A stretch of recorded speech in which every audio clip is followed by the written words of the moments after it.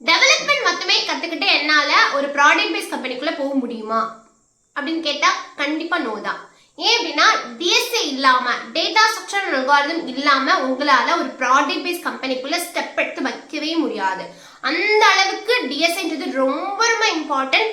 அதை பத்தி தான் நம்ம இந்த வீடியோ ஃபுல்லா பார்க்க போறோம். நான் கொடுக்குற எல்லா ரிசோர்ஸஸுமே ரொம்ப ரொம்ப இம்பார்ட்டன்ட் அண்ட் ஆல்சோ எல்லாமே free. So please get into video. I am Ramya. I am working as software engineer top tech company.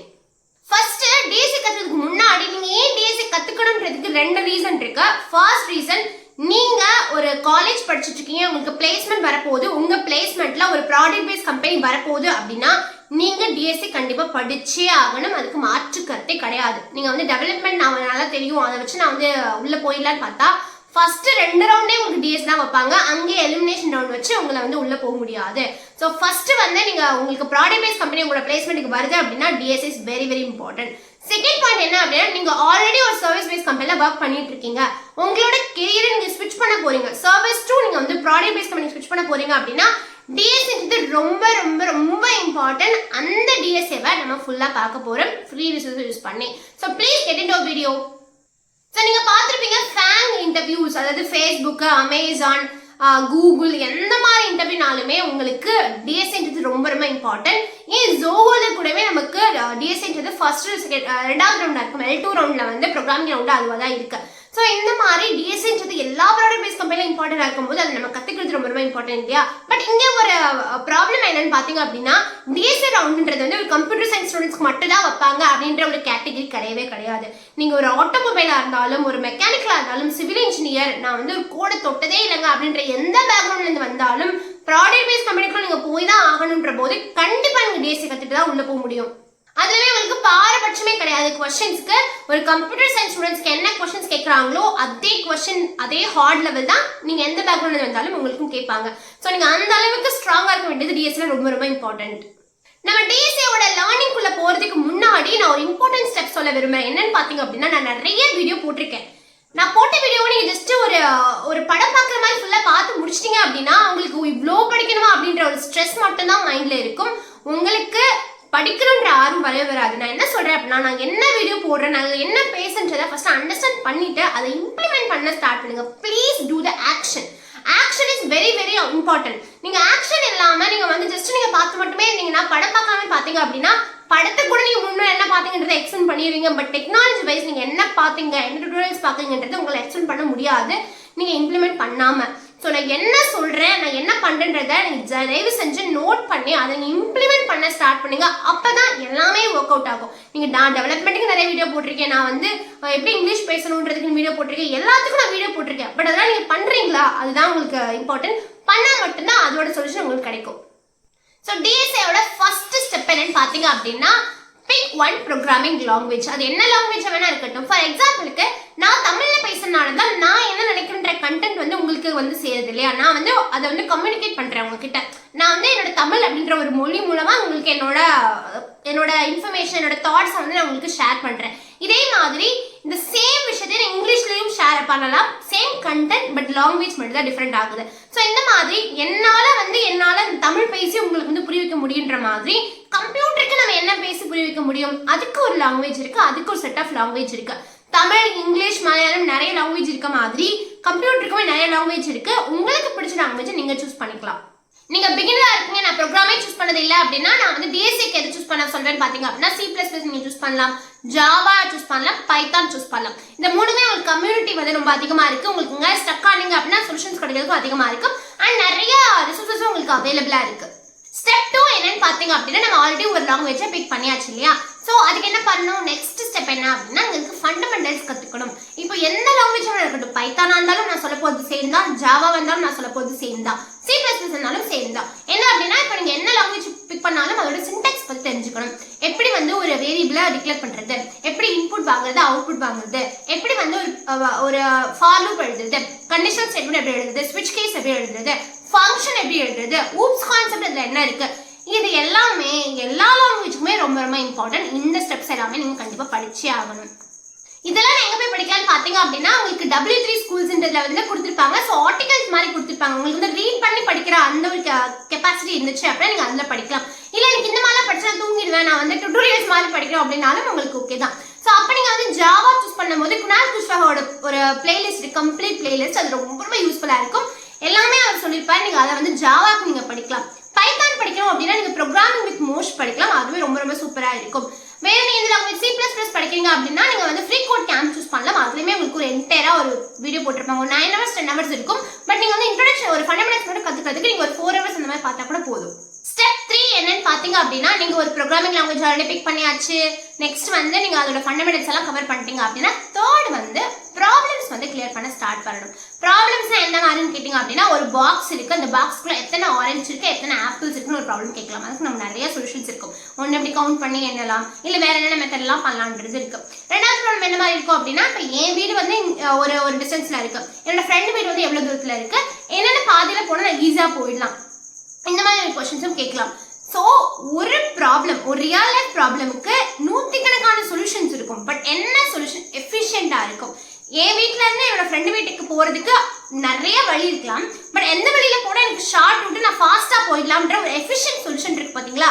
இதுதான் என்னன்னு சொல்றாங்க அப்படின்னா அல்காரிதம்ஸ், டேட்டா ஸ்ட்ரக்சர் அல்காரிதம்ஸ் சொல்றாங்க.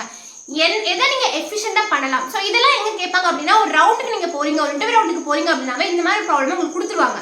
கொடுத்துட்டு நீங்க எஃபிஷியன்டான ஒரு ப்ரோக்ராம் எழுதுங்கன்னு சொல்றாங்க. நீங்க என்ன யோசிக்கிறீங்களோ அது ப்ரோக்ராம்ல எழுத போறீங்க. இதுதான் கான்செப்ட்.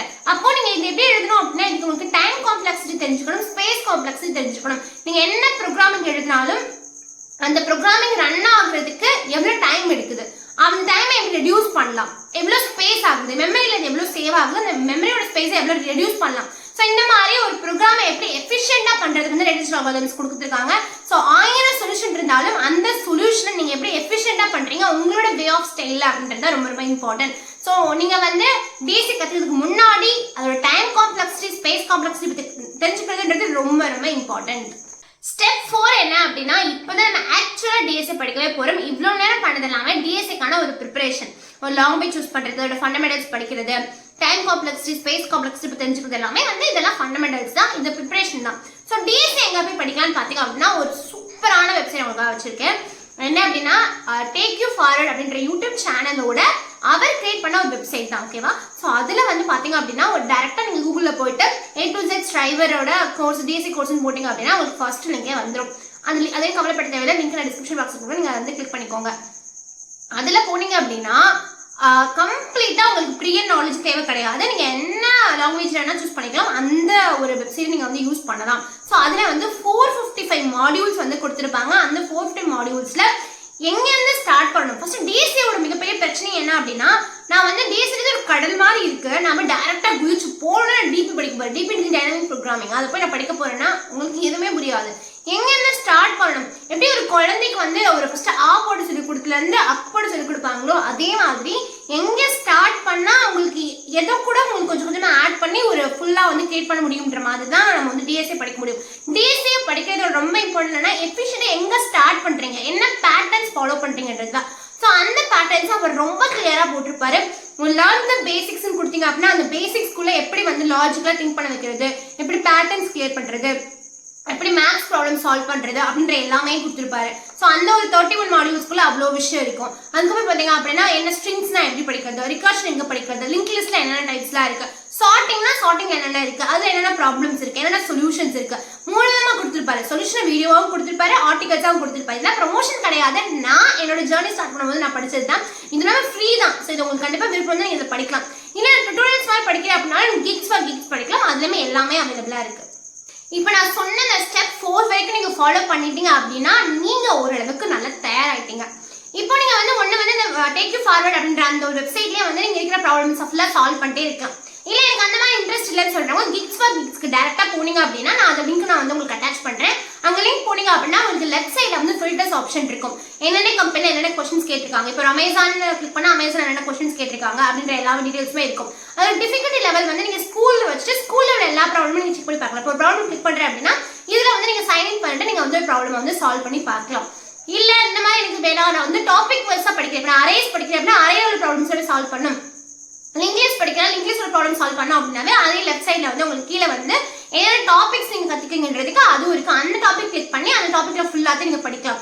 இதை நான் ஒரு சஜஸ்ட் பண்ண வேண்டிய விஷயம் என்ன அப்படின்னா, நீங்க ஒரு அரேஸ் கத்துக்கிறீங்க அப்படின்னா அரேஸோட 2 ப்ராப்ளம் முடிச்சு டக்குனு வந்து லிங்க் லிஸ்ட் குதிச்சிடக்கூடாது. அரேஸை நீங்க வந்து மாஸ்டர் ஆகணும். மாஸ்டர் கூட ஆக தேவையில்லை. ஓரளவுக்கு நல்லா அண்டர்ஸ்டாண்ட் பண்ணிட்டு ஓகே அரேஸ்ல நான் என்ன ஈஸி ப்ராப்ளம் வந்தாலும் நான் சால்வ் பண்ணிடுவேன்ற அளவுக்கு கான்ஃபிடென்ட் வந்ததுக்கு அப்புறம் தான் நீங்க அடுத்த ஒரு டாபிக்ல ஜம்ப் ஆகணும். நீங்க எல்லா டாபிக்கும் முடிக்கணும்ன்றது அவசியம் கிடையாது. என்ன டாபிக் முடிச்சிருக்கீங்களோ அதுல மாஸ்டர் ஆகுறது தான் ரொம்ப ரொம்ப இம்பார்ட்டன்ட். நான் ஏன் வந்து கிக்ஸ் ஃபார் கிக்ஸ் சொல்றேன், டேரக்டா லீட் கோட் சொல்லாம, லீட் கோடுமே ஒரு வந்து ரொம்ப பாப்புலரான வெப்சைட் பாத்தீங்க அப்படின்னா லீட் கோட் வந்து ஓரளவுக்கு கொஞ்சம் கஷ்டமா இருக்கும். நீங்க வந்து ஃபர்ஸ்ட் பிகினரா இருக்கும்போது நான் லீட் கோட் சர்ச் பண்ண வேண்டியதுன்றது நான் வந்து சர்ச் பண்ண மாட்டேன். ஏன்னா நான் என்னோட கேஸ் ஸ்டார்ட் பண்ணும்போது லீட் கோட்ல ஸ்டார்ட் பண்ணும்போது நிறைய விஷயங்கள் வந்து டிசப்பாயின்மெண்ட் ஆயிட்டேன். ஐயோ என்ன எனக்கு புரியவே இல்லை ஆயிடுச்சு. So first kicks for kicks நீங்க ஸ்டார்ட் பண்ணிட்டு நீங்க லீட் கோட் போனீங்க அப்படின்னா உங்களுக்கு ரொம்ப யூஸ்ஃபுல்லா இருக்கும். கிக்ஸ் ஃபார் கிக்ஸ்லயே வந்து உங்களுக்கு வந்து ஒரு ப்ராப்ளம் புரியல அப்படின்னா நீங்க வந்து அப்படியே வெயிட் பண்ணிட்டே இருக்க வேண்டிய அவசியம் இல்லை. நீங்க ட்ரை பண்ணி பாருங்க, திங்க் பண்ணி பாருங்க வருதா அப்படின்னு சொல்லிட்டு. வரல அப்படின்னா நோ ப்ராப்ளம், சொல்யூஷன் செக்ஷன் போயிட்டு டாப் 3 அப்வோட்டட் வந்து நீங்க சூஸ் பண்ணிட்டு அங்க என்ன கோடு எழுதிருக்காங்கன்றத புரிஞ்சுக்க ட்ரை பண்ணுங்க. புரிஞ்சுட்டு அதே கோடை வந்து மெமரைஸ் பண்ணாம நீங்களா போட்டு பாருங்க. உங்களுக்கு இல்ல மெமரைஸ் ஆயிடுது, ஏன்னா சம்டைம்ஸ் என்ன நம்ம பார்த்தா நமக்கு மெமரைஸ் ஆயிடும், அதே போட்டுருவோம். அப்ப என்ன பண்ணோம் அப்படின்னா ஆஃப்டர் 1 வீக் கழிச்சு வந்து நான் திரும்பி அந்த சம போட்டு பாத்தீங்க அப்படின்னா உங்களுக்கு புரியும். டிஎஸ்ஏவை வந்து நீங்க கிளியர் பண்ணணும் இல்ல அதுல மாஸ்டர் ஆகணும் அப்படின்னா எந்த ஒரு குயிக் பாத்துமே கிடையாது. இப்படின்றதுக்குள்ள எதுவுமே பண்ண முடியாது. இதுல ரொம்ப ரொம்ப இம்பார்ட்டன்டா நீங்க நோட் பண்ண வேண்டிய விஷயம் என்ன அப்படின்னா பிராக்டிஸ். என்ன பிராக்டிஸ் பண்றீங்க, எவ்வளவு பிராக்டிஸ் பண்றீங்கன்றது ரொம்ப ரொம்ப இம்பார்ட்டன்ட். அதுதான் உங்களுக்கு டிஎஸ்ஏவை மாஸ்டர் ஆகிறத வந்து சூஸ் பண்ணும். ஸோ நீங்க வந்து 1 மந்த்ல கத்துக்கலாம், 2 மந்த்ஸ்ல கத்துக்கலாம், 3 மந்த்ஸ்ல கத்துக்கலாம்ன்ற டைம் ஃப்ரேமே கிடையாது டிஎஸ்ஏல. நீங்க எவ்வளோ டைம் டெடிகேட் பண்ணி ஒரு விஷயத்த கத்துக்கிறீங்க, நீங்க வந்து ஒரு விஷயத்த செம்ம குயிக்கா வந்து நீங்க மாஸ்டர் ஆயிடலாம்.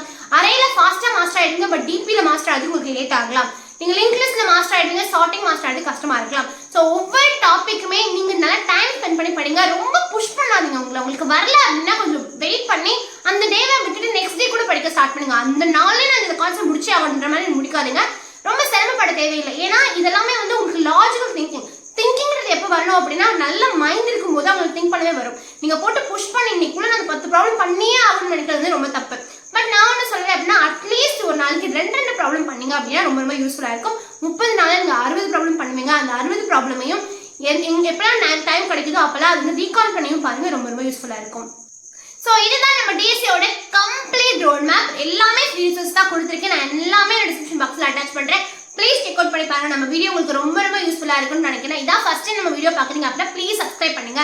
சப்ஸ்கிரைப் வந்து நிறைய பேர் பண்ண மாட்டீங்க, எல்லாருமே நியூவா வந்து பாக்குறீங்க, பட் யாருமே சப்ஸ்கிரைப் பண்ண மாட்டீங்க. ப்ளீஸ் சப்ஸ்கிரைப் பண்ணுங்க. அப்பதான் நிறைய வீடியோ போடுறதுக்கு எனக்கு மோட்டிவா இருக்கும். இந்த வீடியோ யாருக்கெல்லாம் தேவையா இருக்கோ அவங்களுக்கு நீங்க ஷேர் பண்ணுங்க, லைக் பண்ணுங்க. Until then bye by.